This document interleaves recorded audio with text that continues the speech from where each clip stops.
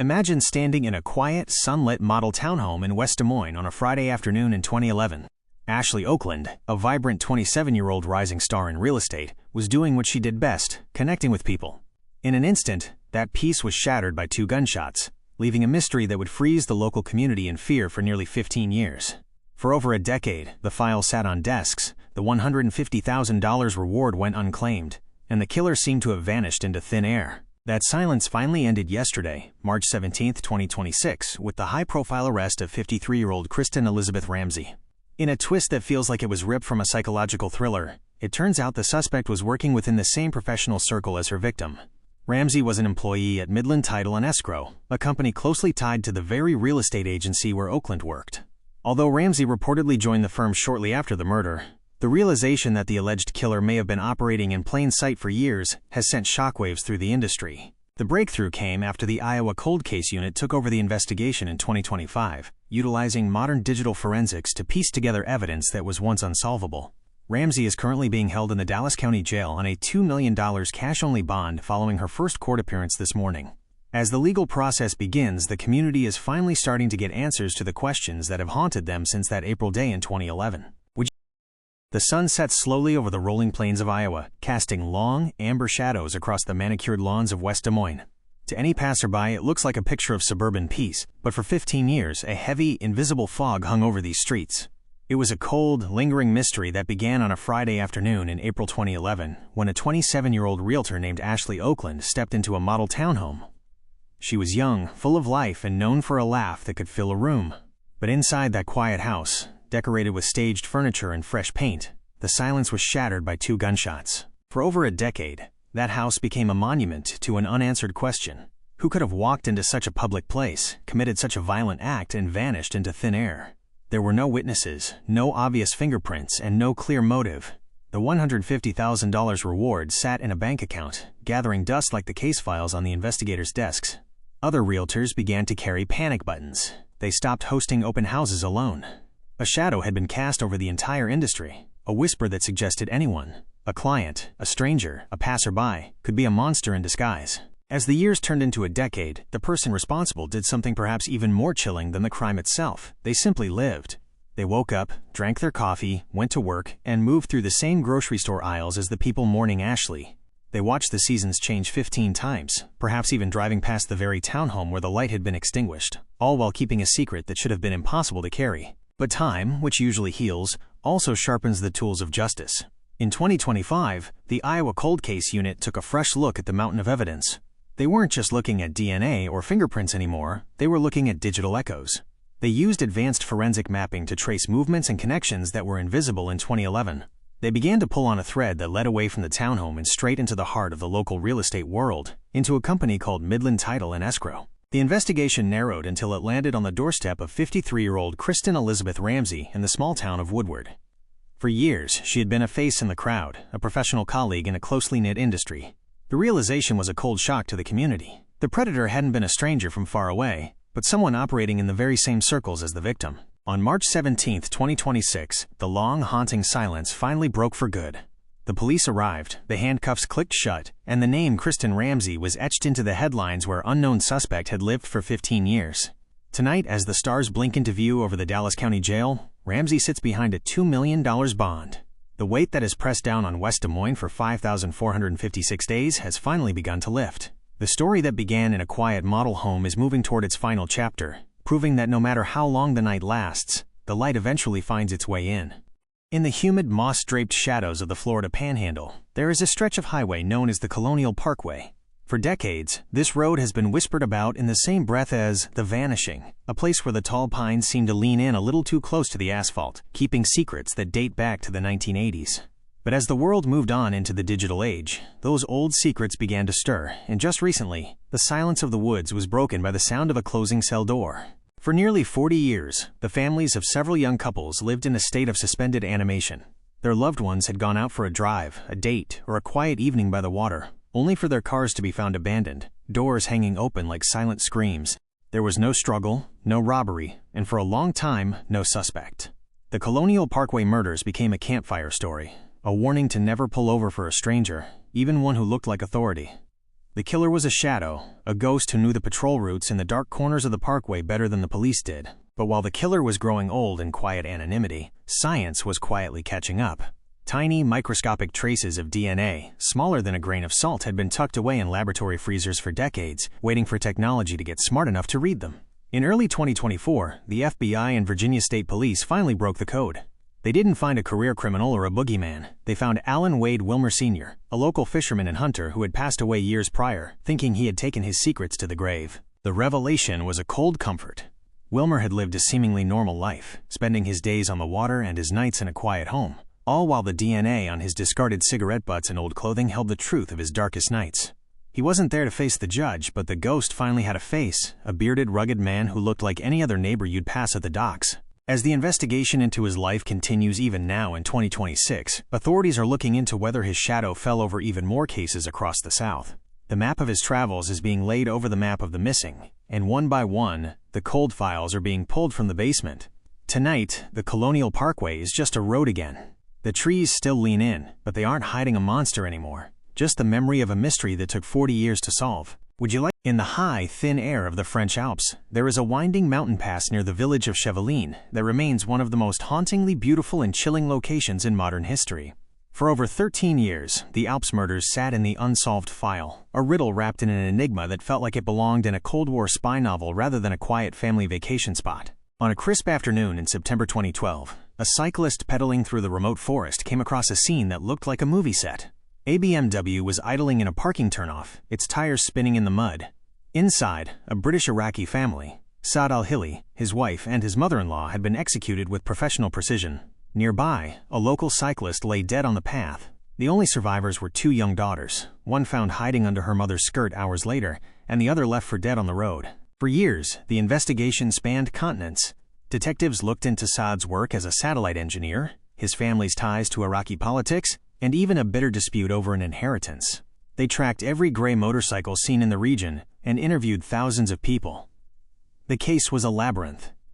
Was it a professional hit, a random act of road rage by a local, or something much deeper, buried in the secret history of the family? The French and British police fought over jurisdictions, and the trail eventually went as cold as the alpine snow. But as we sit here in March 2026, the mountain has finally started to give up its ghosts.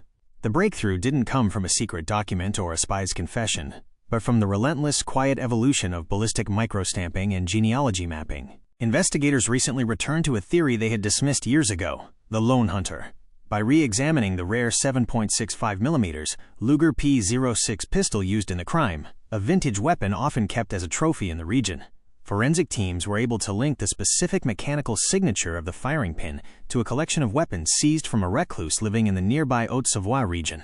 This man, a former paratrooper with a history of erratic behavior and a deep-seated resentment toward outsiders on his mountain, had been questioned early on but released for lack of physical evidence. In late 2025, a new DNA profile recovered from a discarded leather glove found deep in the underbrush near the scene was finally matched using a familial DNA database. The match pointed directly to this local man's nephew, which led the police back to the uncle's doorstep. After months of surveillance and undercover community placement, authorities finally gathered enough digital and physical evidence to make an arrest. The man, now in his late 60s, was taken into custody just months ago. The motive, it appears, was far less cinematic than international espionage. It was the tragic result of a volatile man who felt his sacred hunting grounds were being invaded by tourists, a dark moment of woods rage that spiraled into a massacre. Tonight, the parking lot at the end of that forest road is silent. The gray motorcyclist is no longer a phantom haunting the dreams of the survivors. The gears of justice, though they turned with agonizing slowness, have finally ground to a halt at the right door. The Alps are still beautiful, but the shadow that stretched from that parking lot all the way to London has finally retracted, leaving behind only the quiet peace of the peaks. In the heart of the American Midwest, there is a small town called Delphi, Indiana, where the Deer Creek flows under an old rusted railroad bridge known as the Monon High Bridge. For 7 years, this town lived in the grip of a nightmare that began on a warm February afternoon in 2017. Two young friends, 13-year-old Abigail Williams and 14-year-old Liberty German, went for a hike and never came home. What followed was one of the most unique and haunting investigations in true crime history. Unlike most cases where the killer is a shadow, Liberty German had the incredible presence of mind to record her attacker on her phone. For years, the entire world listened to a grainy, three-word audio clip, "Down the Hill," and stared at a pixelated image of a man in a blue jacket walking across the bridge. He became known simply as Bridge Guy. He was a phantom who lived in the pocket of every person who watched the news, yet he remained unidentified even as thousands of tips poured in. The mystery tore at the fabric of the community. People looked at their neighbors with suspicion. They wondered if the man from the video was the person bagging their groceries or sitting next to them in church. The silence from the investigation was deafening until late 2022, when a man named Richard Allen was suddenly arrested. The shock was twofold. Not only had a suspect been found, but he was a local man who worked at the town's CVS pharmacy. He had even processed photos for the families of the victims. He had been hiding in the most mundane corner of plain sight. The trial, which finally concluded in late 2024, revealed chilling details that the public had never known. Prosecutors described a scene that was far more ritualistic and complex than anyone had imagined. The defense team countered with a theory so wild it sounded like a movie script, involving ancient Norse paganism and a cover-up, which kept the world on the edge of its seat for months. But in the end, it was the digital and physical footprints, including a specific unspent bullet found at the scene that matched Allen's firearm, that anchored the case. As of March 2026, Richard Allen is serving a sentence of 130 years in prison. The Bridge Guy is no longer a ghost, he is a prisoner. But the story doesn't quite end there. Even now, the legal echoes continue as appellate attorneys argue over the fairness of the trial and the evidence used. Tonight, the Monon High Bridge still stands over Deer Creek, but the air around it feels different. The grainy video and the three-word command no longer hold the same terrifying power they once did. The mystery that captivated millions has been filed away, replaced by the somber reality of justice. The town of Delphi is finally learning how to sleep without one eye open, knowing that the man from the bridge is never coming back. In the quiet, oak-lined streets of Lawrenceville, Georgia, there was a secret that had been buried in the red clay for exactly 40 years. In the summer of 1986, a predator had haunted the apartment complexes of the city, slipping through unlocked doors and windows under the cover of the humid southern night. Multiple women were attacked in their own homes, left traumatized by a man who seemed to vanish into the shadows before the first police siren could even be heard. For decades, those women lived with the weight of an unidentified face, while the case files sat in the back of a precinct gathering the fine gray dust of time. To the outside world, the 1986 Lawrenceville rapist was a ghost, a cold case that many assumed would never be solved. The detective who originally worked the scene had likely retired. The apartments had been repainted and renamed, and the world had moved on from landlines to a digital age the 1980s couldn't have imagined. But inside a small lab, a single microscopic thread of the past was waiting. A sample of DNA, preserved like a time capsule, held the literal blueprint of the man who had caused so much pain. As we sit here on March 18, 2026, that 40-year-old silence has finally been shattered. Earlier today, the Lawrenceville Police Department announced a breakthrough that sounds like it was pulled from a science fiction novel. By using investigative genetic genealogy, the same technology that caught the Golden State Killer, investigators were able to build a family tree from that old DNA sample. They followed the branches of that tree down through the decades until they found a name that fit: Glenn Plybon. Plybon, now a 66-year-old man, had spent the last 4 decades living a life that his victims were never afforded the peace to enjoy. While the women he attacked looked over their shoulders every time a floorboard creaked, Plybon had simply grown old, perhaps thinking he had outrun his own history. But justice has a long memory. The Georgia Bureau of Investigation assisted in a quiet, high-stakes operation that ended with Plybon in handcuffs, charged with the crimes he thought the world had forgotten. Tonight, as the sun dips below the Georgia horizon, the ghost finally has a mugshot and a prison cell. The arrest of Glenn Plybon serves as a chilling reminder that in 2026, the past is never truly dead. It's just waiting for the right technology to find it. The victims, now in the autumn of their lives, finally have a name to put to their nightmares, and a 40-year-old shadow has finally been chased out of Lawrenceville. In the quiet seaside hamlet of Oceanside, New York, there is a charming colonial-style home on Sally Lane that, for 52 years, held a secret behind its second-floor windows.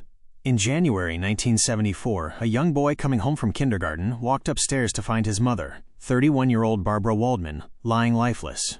She had been tied with her own clothing and shot once in the head. It was a crime that made no sense.